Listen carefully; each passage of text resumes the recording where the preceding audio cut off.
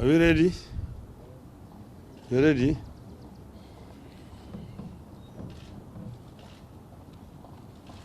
Okay.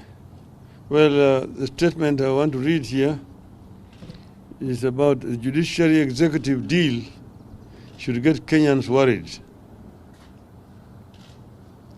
We raised alarm when information emerged that the head of the judiciary, Madam Martha Koome, was seeking a meeting with the head of the executive, Mr. William Ruto, supposedly to iron out differences between the two branches of government. This followed a threat by Ruto and some members of his party and the administration against the judiciary, following a string of unfavorable rulings against the executive. We warned that there was more than met the eye in the threats by Ruto and the request for a meeting by Madam Koome.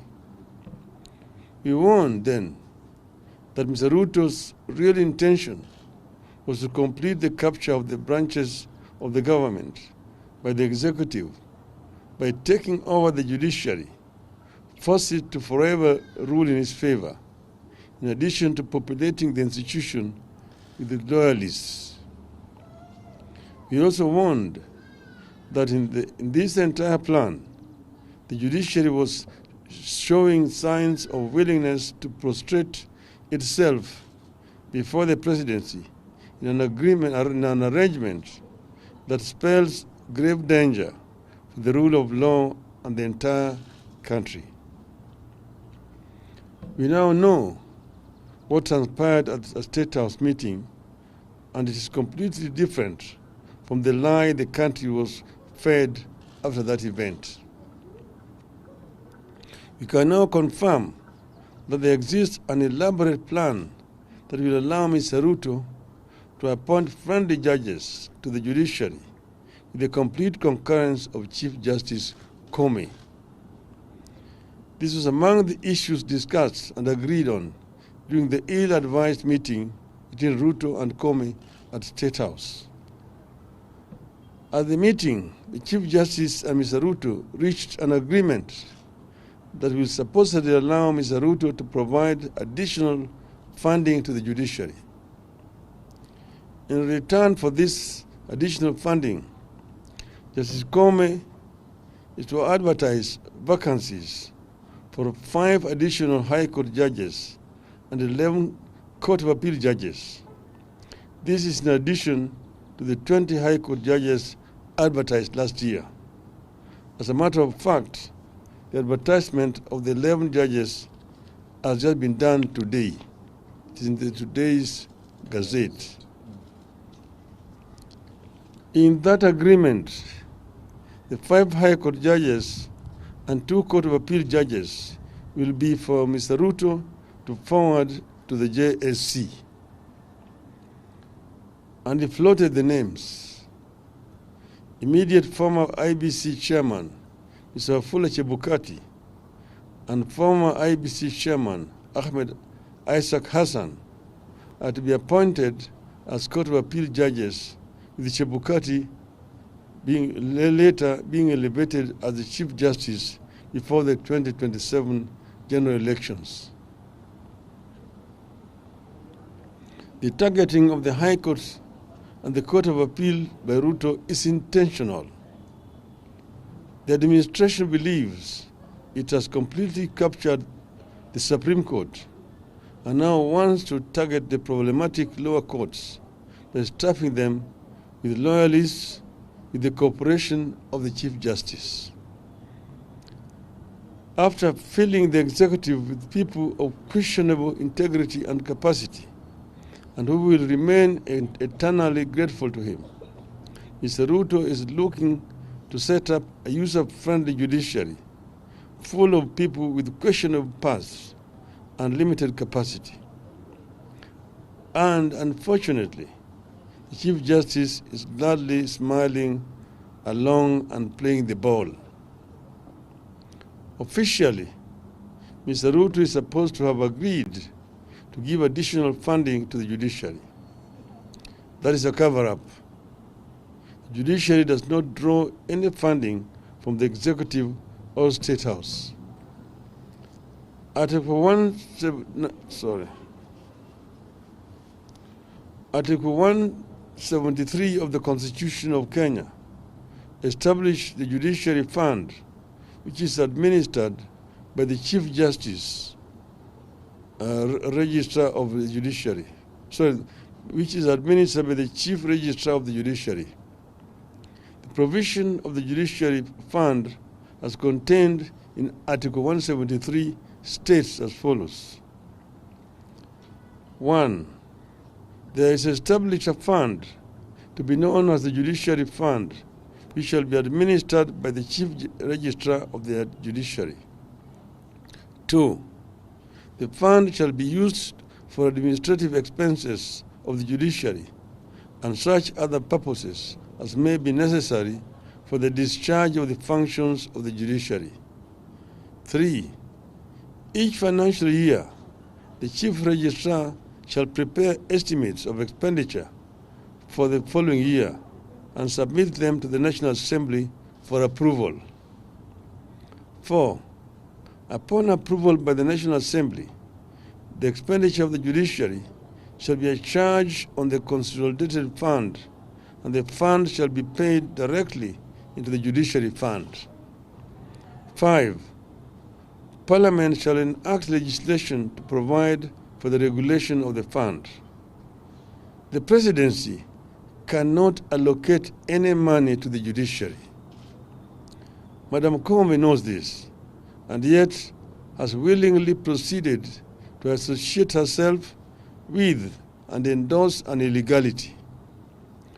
Where Koome sought money from the State House and not from Parliament, only she can explain, but it spells doom. To the best of our knowledge, the judiciary has never said that it submitted budget estimates to Parliament and it was rejected. You have not seen any petition by the judiciary to Parliament over rejection of submitted budget estimates, if any.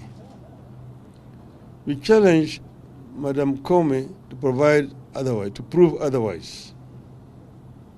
Ruto is engaged in maneuvers designed to mitigate the ability of the courts to act as a check against the executive power at a time he has already muzzled legislative power through the capture of Parliament. And if you want to know that the National Assembly is captured, take note that the National Assembly Speaker, Moses Wetangula, filed a notice of appeal at the Supreme Court challenging the appeal court's decision that declined to extend order allowing housing levy deductions. The housing levy is being imposed by the executive, which is also the branch of the government who lost at the Court of Appeal. But it is Mr. Wetangula who has moved to the Supreme Court. What a shame. His loud protests against the court rulings are meant to intimidate and paralyze the courts.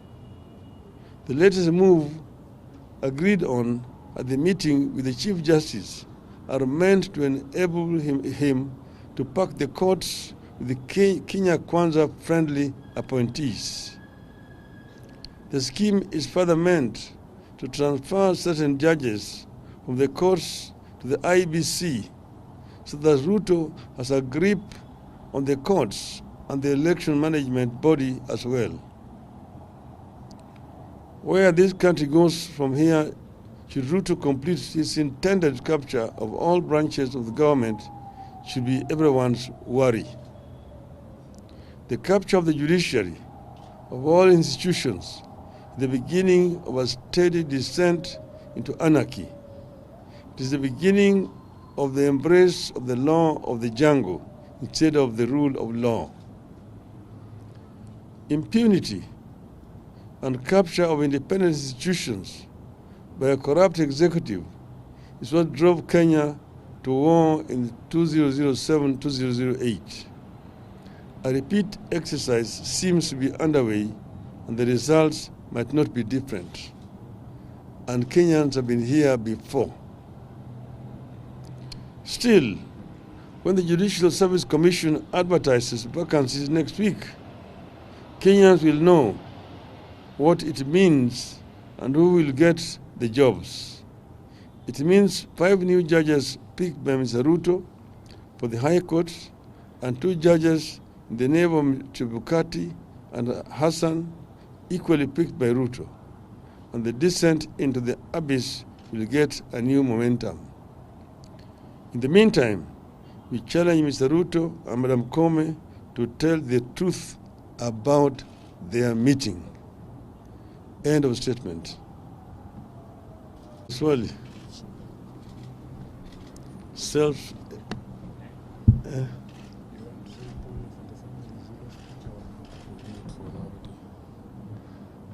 No, on another issue, we are saddened at what happened last night in Embakasi village, where there was an explosion at an LPG filling plant, which has caused death, I'm told by now, of 4 Kenyans, and that very many people actually have been injured. We're told that people have different degrees of burns who have been treated at different institutions belonging to the Nairobi County government. We say pole to the families of the deceased and those who have been injured. We are with them at this very difficult time, but importantly, we want a proper investigation to be carried out about these illegal activities which is being carried out in the residential areas where people live, which end up with this kind of losses here. And we urge Parliament to get involved in this. Thank you. Thank you. Thank you.